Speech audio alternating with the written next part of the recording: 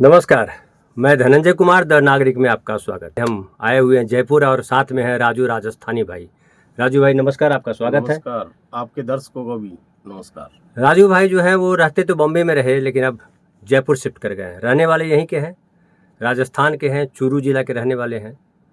और शुरुआत इन्होंने की थी एक गीतकार के तौर पर, और टी सीरीज के काफ़ी सारे एल्बम लिखे इन्होंने, डिवोशनल गीत खूब सारे लिखे जब टी सीरीज का ज़माना एक समय जो हुआ करता था। उसके बाद फिर वो चले गए मुंबई, और मुंबई में जो है अपना स्टूडियो डाला, बड़ा स्टूडियो डाला जहाँ रिकॉर्डिंग स्टूडियो जिसको कहते हैं, और वहाँ खूब गाने रिकॉर्ड हुए, अलग अलग एल्बम बनाए, अपनी म्यूजिक कंपनी एस्टैब्लिश की, लोगों के लिए काम किया, खूब काम किया है। एक बार फिर राजू भाई जो है मुंबई से जयपुर आ गए हैं, और जयपुर में ये स्टूडियो डाला है। ये है हमारे राजू भाई का, राजू राजस्थानी जी का। ये देखिए सामने वही है, उनका स्टूडियो है यहाँ जयपुर में। क्या खूबसूरत बनाया है, आप पहले देख लीजिए, फिर आगे हम इसमें और बताएंगे। ये एक घुसते ही दीवार है, लेफ़्ट साइड की पहली दीवार, और ये देखिए सिटिंग रूम है।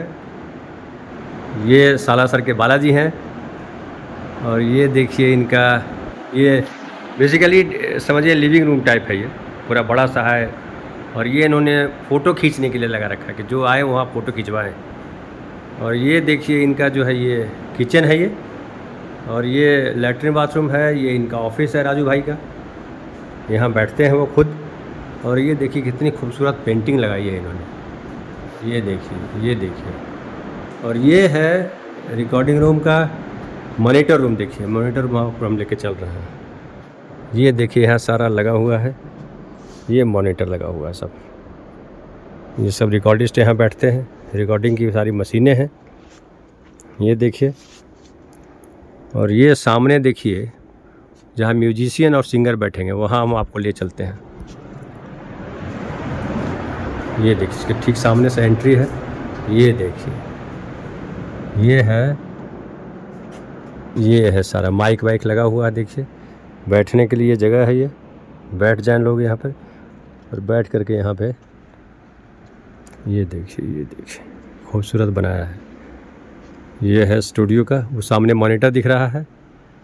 और ये देखिए ये सरस्वती माता जी भी हैं, ये देखिए।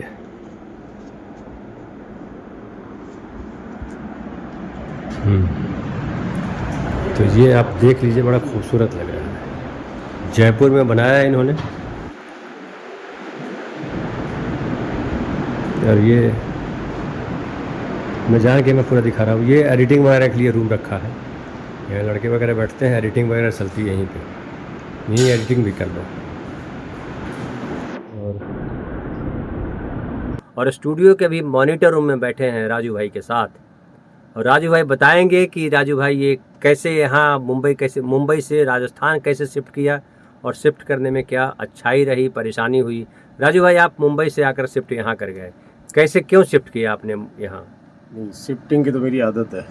पहले 10 साल टी सीरीज से शुरुआत हुई, 10 साल दिल्ली रहा, वहाँ खूब काम किया, स्टूडियो वगैरह सब रखा, सब किया। फिर जैसे जैसे समय चेंज हुआ, डिजिटलाइज हुआ, नॉर्थ में काम कम हुआ, तो उस समय मूव करके 2011 में मुंबई आ गया। तो मुंबई में भी बड़ा सेटअप, बहुत बड़े बड़े लोगों के साथ काम किया, कुछ सीखने को नया मिला। उसके बाद अब 15 साल 16 साल बॉम्बे हो गए। अब एक अंदर से इच्छा होती है ना कि अपनी मिट्टी के लिए कुछ करें। राजस्थान के लिए मैंने बहुत ज़्यादा कुछ नहीं किया, हिंदी का ही राइट काम किया। तो अब राजस्थानी फोक म्यूज़िक को बढ़ावा देने के लिए यहाँ के गांव में ऐसे छोटे छोटे से कमाल के आर्टिस्ट हैं जो मतलब जयपुर तक नहीं पहुँच पाते, तो मुंबई पहुँचना, दिल्ली पहुँचना तो उनके लिए पॉसिबल ही नहीं है। तो उन लोगों को अप्रोच करने के लिए मैंने कहा एक ऐसा सेटअप हो जो राजस्थान में कहीं नहीं हो। एक ही विजन था कि मेरा एक आर्टिस्ट का स्टूडियो कैसा होना चाहिए। बराबर। उसी विजन के साथ यहाँ आया। यहाँ पे दोस्तों ने मदद की जगह वगैरह लेने में, फिर बनाने में 7-8 महीने लगे।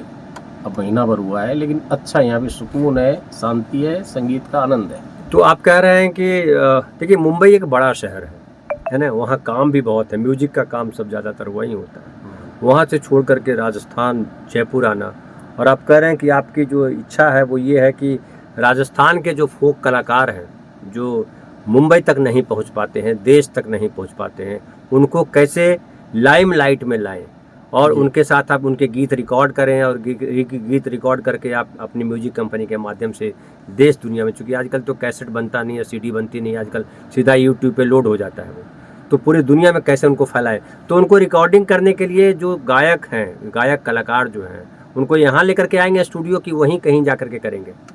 नहीं, हमारा वहाँ का भी प्रोग्राम है, लेकिन फ़िलहाल तो यहीं का है, क्योंकि जयपुर एक सेंटर है राजस्थान का, कि हर जगह से 4-5 घंटे में आदमी पहुँच सकता है राजस्थान के किसी भी कोने से, और काम करके चाहिए तो शाम को वापस जा भी सकता है। तो इस हिसाब से जयपुर को चुना, जबकि मेरा शहर यहाँ से 200 किलोमीटर है, वहाँ पे मेरे पास जगह की भी दिक्कत नहीं थी, सब कुछ था, लेकिन नहीं, ये सेंट्रलाइज। दूसरा, हमें दिल्ली से सपोर्ट चाहिएगा ही चाहिएगा, टेक्नीशियन का, आर्टिस्टों का, रिदम आर्टिस्ट बहुत से लोग होते हैं। अभी भी यहाँ पे रिदम के लिए दिल्ली से आएंगे पूरी टीम। अच्छा। और दिल्ली मेरा ग्राउंड रहा हुआ है, तो दिल्ली का भी सपोर्ट मिल गया। फिर बाद में एक विजन और था कि हम लोग फोक म्यूजिक पे काम करें, तो फोक म्यूजिक सिर्फ राजस्थान का ही नहीं चाहिए हमें हरियाणा, पंजाब और यूपी का भी चाहिए। तो जयपुर के अंदर राजस्थान की एक ऐसा सिटी है जयपुर, जिससे 5 घंटे में आप किसी भी स्टेट में जा सकते हो। आप पंजाब जा सकते हो, आप दिल्ली जा सकते हो, आप हरियाणा जा सकते हो, आप यूपी में आगरा टच करता वहाँ जा सकते हो। तो ये हमें एक प्लस पॉइंट मिलना चाहिए, और काम करेंगे तो मिलेगा भी। तो वही अप्रोच सोच के हमने इसको सेंटर बनाया कि यहाँ से हम काम करेंगे।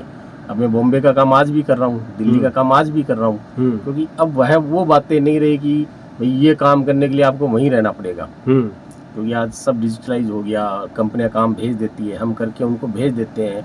मीटिंगें भी मतलब ऑनलाइन ही हो गई, तो उसका वो चीजें तो खत्म हो गई, उसका कोई मतलब तो नहीं आप है। कह रहे हैं कि आप मुंबई में रहो चाहे जयपुर में रहो, कोई फर्क नहीं हाँ, पड़ता, मुझे कोई फर्क नहीं बिजनेस पड़ता। वाइज कोई फर्क नहीं ना, पड़ता। मैं अभी भी बॉम्बे का काम मेरा चल रहे हैं, बॉम्बे के प्रोजेक्ट चल रहे हैं, तो मुझे कोई फर्क नहीं पड़ रहा। बल्कि यहाँ अच्छा हुआ है कि यहाँ पे कॉस्टिंग कम हो जाती है, यहाँ आपका कॉस्टिंग घर कम है। हो जाती है, उसके साथ साथ आपको समय बहुत मिलता है। मैं बॉम्बे में, मुझे स्टूडियो से आने जाने में, घर तक वापस जाने में 3 से 3.5 घंटे दिल्ली के लगते थे।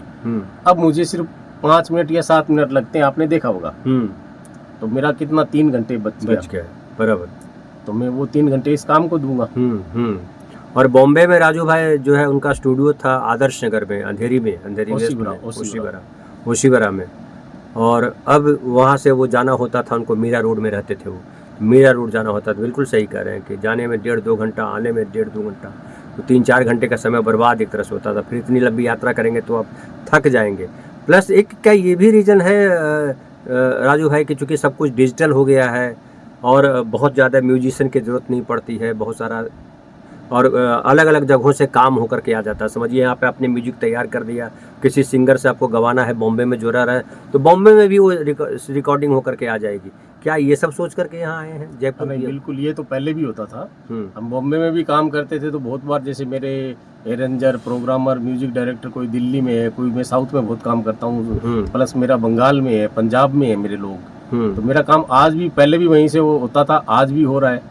ये तो सिर्फ यहाँ के लोगों को ही ज्यादा फायदा मिलेगा, मेरे कोई फर्क नहीं पड़ना। राजस्थान मेरा काम तो पहले भी होता था, अभी भी हो रहा है। लेकिन जब जो है कि भाई राजस्थान में एक ऐसा आर्टिस्ट जो हम देखते हैं किसी हिस्ट्रिकल प्लेस पे बैठ के अलगोजा बजा रहा है और गा भी रहा है इतना खूबसूरत, लेकिन वो स्टूडियो, उसको पता ही नहीं कि ऐसा भी हो सकता है क्या। उस आदमी को उठा के ला के स्टूडियो में बिठाना और वो चीज़ों को सेव करना जो धीरे धीरे खत्म हो रही है।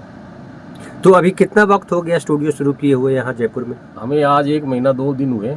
अच्छा, तो अब तक क्या किसी वैसे सिंगर को ला करके आपने गवाया है? नहीं, हमने अभी ओपनिंग, जैसे मेरा फ्रेंड है शंकर सानी, एक सोनी का प्रोजेक्ट था, हमने शंकर सानी के साथ शुरुआत किया था, प्लस हमारे प्रोजेक्ट चल रहे हैं। लेकिन अभी उसमें 1 महीने में कुछ नहीं हो सकता। हम प्लान कर रहे हैं, मीडिया और अनाउंसमेंट भी किया कि भाई जो आर्टिस्ट राजस्थानी लैंग्वेज के लिए काम करेगा, राजस्थानी भाषा के लिए, उसको हमारा स्टूडियो 50% डिस्काउंट देगा। अच्छा, कि ताकि वो अपना कम पैसे में अपना काम करा सके। उसको जो बॉम्बे में जो नहीं मिल पाता, वो उसको इतने कम पैसे में यहाँ पे मिल जाएगा। वो सिर्फ वो भाषा को बढ़ावा देने के लिए, राजस्थानी भाषा के लिए हमारा रिस्पेक्ट है और हम उसके लिए काम करेंगे। और मैंने तो नाम के पीछे भी राजस्थानी लगा रखा है, तो मैं तो फर्ज भी बनता है। बिल्कुल, एक रॉयल्टी तो देनी पड़ेगी काम की। और राजू भाई का यहाँ घर भी है, बढ़िया घर बनाया हुआ है, खरीदा हुआ इन्होंने, तो उनको भी वहाँ बॉम्बे में किराया देना पड़ता था। हालांकि आपने वहाँ घर खरीद लिया था वहाँ। तो ये है। तो राजू भाई, भविष्य की क्या योजना है आपकी? भविष्य की यही है कि भाई राजस्थानी म्यूजिक को देंगे बढ़ावा, और फील्ड काफ़ी चीज़ें थी, जैसे मैं वहाँ पे राइटिंग में कई इतना समय नहीं दे पाता था, जैसे वेब सीरीज़ वगैरह का प्लान था हमारा काफ़ी सालों से, तो अब हम लोग उसको भी शुरू कर रहे हैं। तो राइटिंग से आप राइटर थे, गीतकार थे, हाँ। गीतकार से स्टूडियो के मालिक हो जाना, फिर म्यूजिक कंपनी का मालिक हो जाना, म्यूजिक कंपनी का नाम भी बता दीजिएगा। हाँ। ये सब कैसे यात्रा कैसे हुई है? नहीं, शुरुआत मेरी म्यूजिक कंपनी से ही हुई थी। अच्छा। कि हमें बात में बचपन 98 में 96 में हम लोगों ने एक कंपनी खोल ली थी। उस समय लोकल कंपनियां होती थी, छोटी छोटी, आज भी होती है। उस समय कैसेट बनाते थे, खुद ही कंधे पे लादते थे, बैग में भर के दुकानों पे दे के आते थे। शुरुआत वहां से की।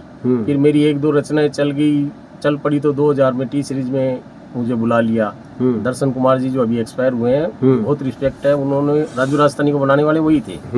वो मेरे को लेके आए और बोला बेटा हमारे लिए काम कर। तो मैंने उनके लिए काम किया और उनका सपोर्ट बहुत रहा मुझे। लेकिन हर चीज़ का कि आदमी की जब आगे बढ़ने की इच्छा होती है तो फिर रुकता नहीं है वो। तो स्टूडियो से मैं जुड़ा रहा, मैंने बहुत इतना काम किया कि मैं रात दिन स्टूडियो में ही होता था। टी सीरीज ने मुझे बहुत काम दिया और वो सब दर्शन जी की वजह से।